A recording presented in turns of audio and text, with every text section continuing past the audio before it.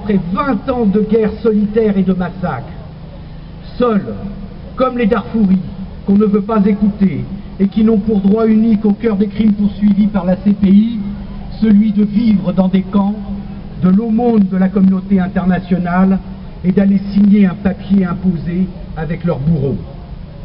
Alors, en Azawad, les femmes sont victimes.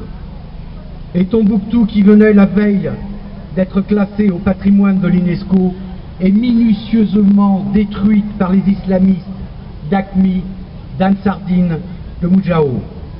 Indignation internationale enfin.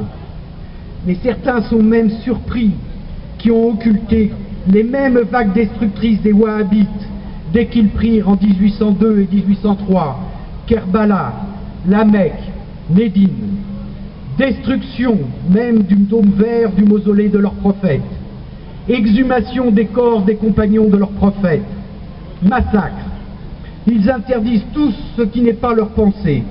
Ils détruisent tout ce que d'autres ont bâti. Ce n'est pas une religion d'amour qu'ils prônent, mais un culte à la haine et à l'exclusion. Ils se sentent humiliés par la simple existence de l'autre. Comme autrefois en 1744, ils interdisent le café et le tabac à l'argument que le prophète ne les connaissait pas. Mais le prophète avait-il connu les pick-up tout-terrain, les armes automatiques à feu et les missiles?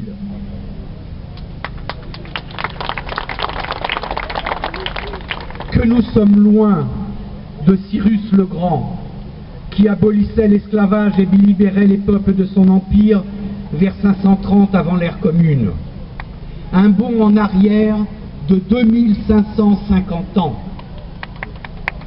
Jusqu'à quand allons-nous tolérer ça? Nos pères se sont battus pour la liberté et une déclaration universelle des droits de l'homme. Universelle. Ce n'est pas une pensée colonialiste que de promouvoir la liberté pour les hommes. Seuls les dictateurs qui essaiment sur la planète veulent nous le faire croire, évidemment. Cette déclaration-là n'a pas de patrie.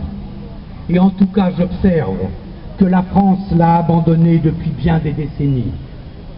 Regardons au fond de notre âme.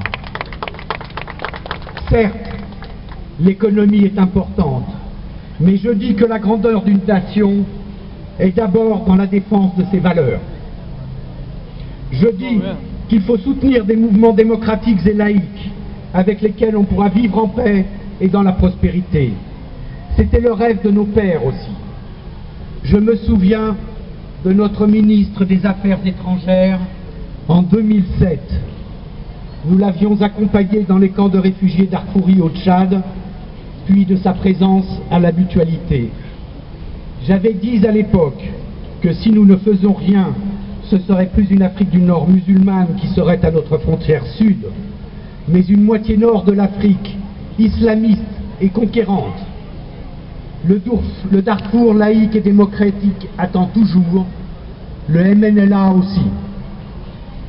Qu'au moins notre ministre écoute et tende la main, à moins que la normalité soit de regarder mourir les hommes dans nos propos légers et voir s'évanouir leur liberté. Vive le MNLA.